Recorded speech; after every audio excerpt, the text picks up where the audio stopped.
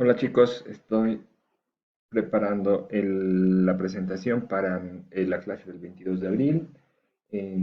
Esta vez vamos a ver lo que son las instituciones financieras de desarrollo. Ustedes ya han visto unos cuantos videos que lo puse en la plataforma. Entonces vamos a ver la clase respecto a esto. Bueno, ¿qué son las IFDs? Son las instituciones financieras de desarrollo. Antes eran las organizaciones no gubernamentales financieras, o lo que eran las ONGs financieras. Son entidades de intermediación financiera no bancaria incorporados al ámbito de la Ley de Servicios Financieros y que están organizadas como asociaciones o fundaciones sin fines de lucro. Entonces, esta es la parte importante. Es casi como un banco, porque hace intermediación financiera, pero no es banco, pero se llama no bancaria. Y la Ley de Servicios Financieros la considera como tal. ¿Sí?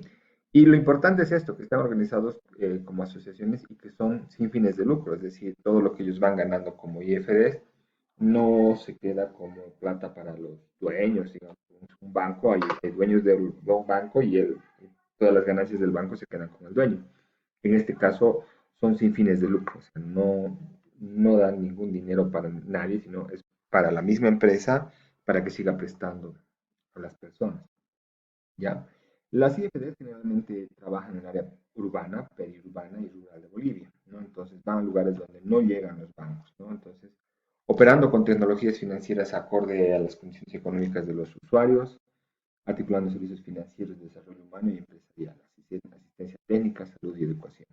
Y esta es la parte principal del tema de las IFDs, o sea, no solamente te dan un tema de crédito, digamos, de brindarte un crédito, sino que también brindan otros servicios como el tema de asistencia técnica, que te enseñan cómo hacer alguna actividad, el tema de salud, te brindan, digamos, atención médica gratuita, y el tema de educación, ¿no? Te enseñan mucho de tema financiero, te enseñan cómo funciona el tema del sistema financiero, entonces, y vamos a ver más adelante los nombres de cada una de estas instituciones y a lo que se dedican y cómo marcan la diferencia, ¿no?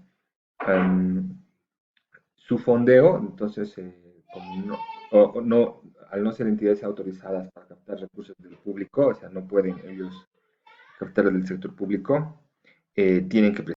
Entonces, ellos no pueden captar recursos. Ahora sí lo van a poder hacer porque ellos ya tienen autorización de parte de la ASFI, tienen que hacer todo un desarrollo para tener cajeros, para tener el sistema, para que puedan captar recursos, o sea, para que ustedes puedan tener una caja de ahorro, digamos, en cualquiera de las IFDs. Pero es un proceso bastante largo que ellos lo están haciendo y en un futuro no muy lejano ellos ya van a poder captar, ¿no? Pero entonces la idea de la IFD es de que como ellos no tienen cómo conseguir dinero a través de depósitos, como es el banco recibe depósitos y con esos depósitos presta. En cambio, las IFDs no tienen cómo recibir depósitos. Lo que hacen las IFDs es prestarse plata, ¿no? Entonces, a través de los mismos bancos, o como en mi caso, la titularización, como hemos hecho con algunas IFDs, o prestarse de afuera, de algunos organismos internacionales que les prestan dinero, ¿no? Entonces, con ese dinero que les presta, las CFDs agarran y prestan a las personas, ¿no? Entonces, y como claro, como se presta una tasa de 6, 7, 8%, entonces ellos tienen que prestar también una tasa un poco más alta, ¿no? Ahorita también les voy a explicar por qué también suben la tasa. Tienen en común que tienen la misión de apoyar al desarrollo de la población menos favorecida o vulnerable en Bolivia, con la cual se ha trabajado más de 20 años, ¿no? Entonces, con una tecnología crediticia en las condiciones de ese tipo de cliente. Entonces, los bancos no trabajan con ese tipo de tecnología, solamente las IFDs.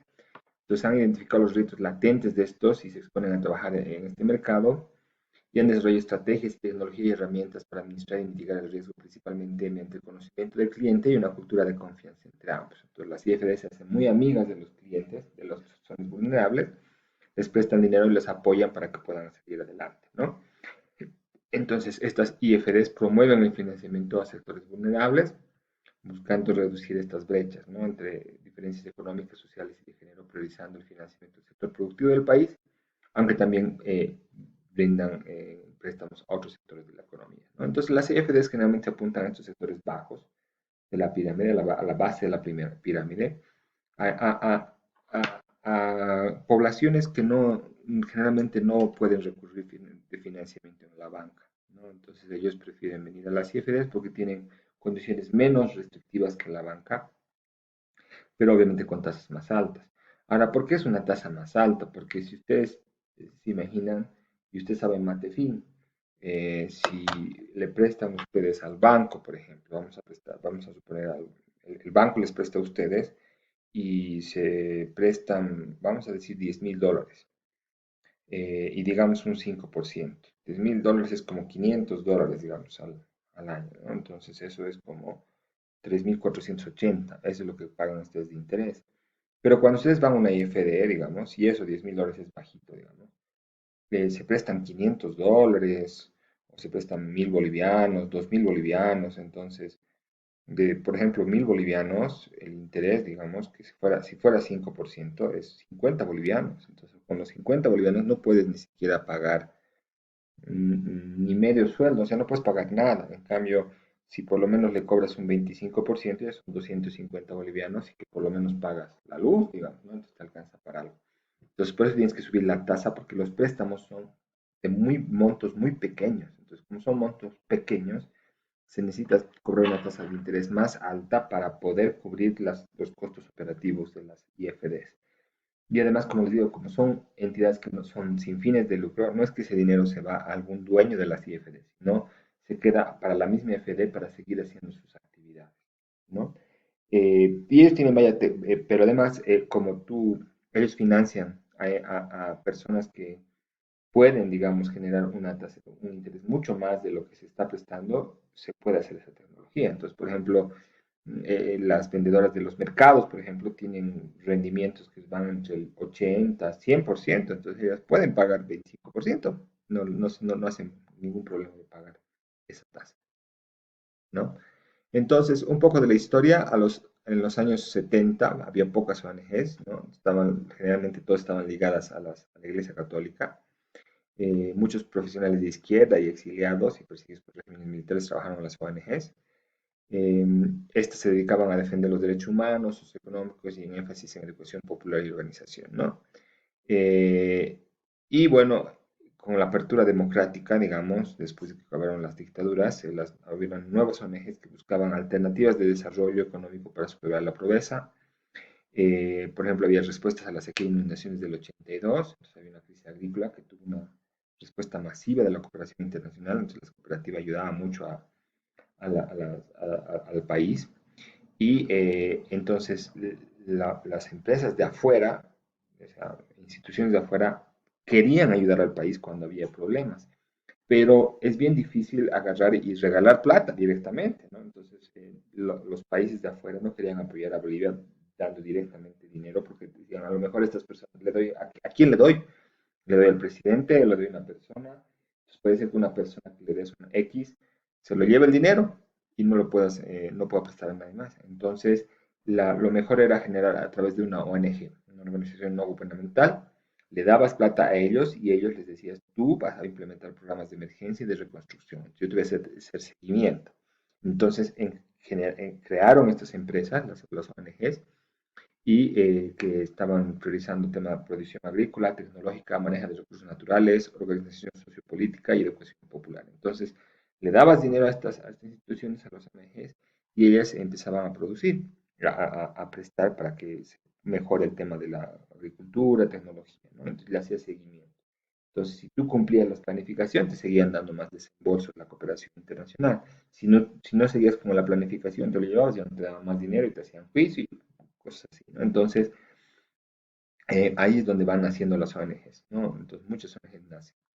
Entonces, con las reformas de 1985, es necesario abordar varias actividades productivas y de supervivencia, finalmente los temas de los relocalizados que había en esa época, y se redujo los servicios del gobierno a la agricultura. Entonces, no había plata para el sector agrícola en los sectores, digamos, del campo. Entonces, las que ayudaban mucho en el tema rural eran las ONGs, ¿no? Entonces, y después con el 94, con la ley de participación popular, los que principalmente apoyaban ya al sector rural eran los gobiernos municipales. O sea, ellos se veían los actores principales para fomentar el tema del desarrollo rural.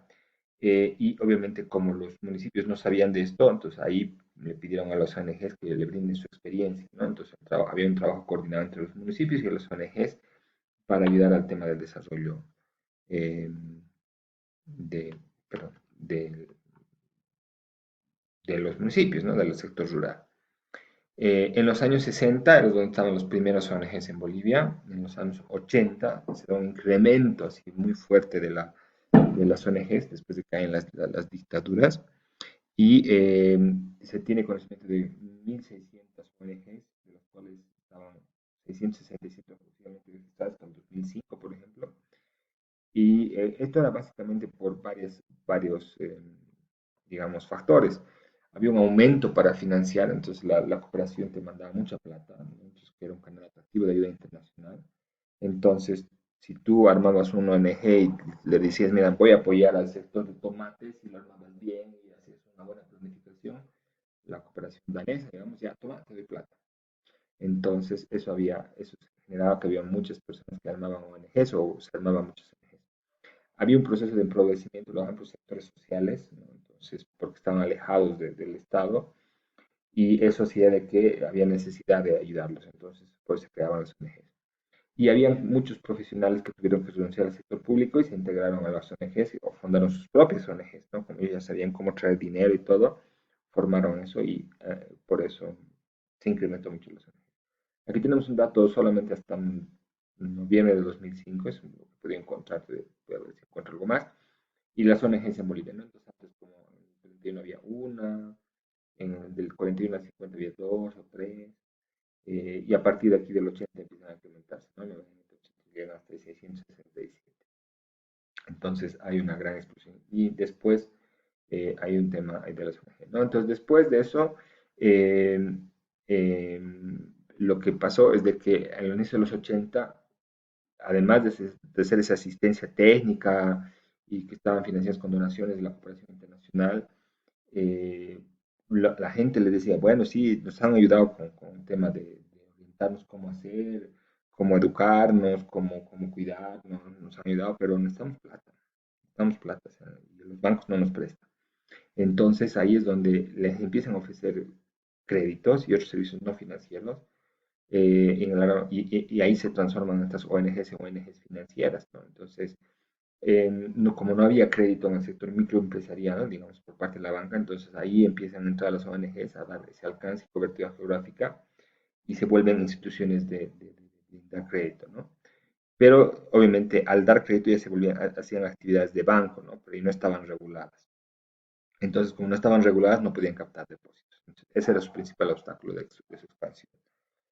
Para después, las IFDs, ya en la ley de bancos, se les cambia, en especial las ONGs financieras, se les cambia de nombre a instituciones financieras para el desarrollo, las IFDs, y se les incluye dentro de las leyes, ¿no? Desde la ley de bancos y después de la 393, donde ya se les permite estar reguladas, ¿no? Y se tienen que inscribir para adecuarse, para cumplir todas las normas que pide la ley, y de esa forma poder empezar a operar como una institución financiera de desarrollo, ¿no? Y a partir de ahí empiezan a crecer y expandirse mucho más, ¿no? Es lo que ha pasado en los últimos años. Entonces, para conocer un poco más, lo vamos a ver en el siguiente video.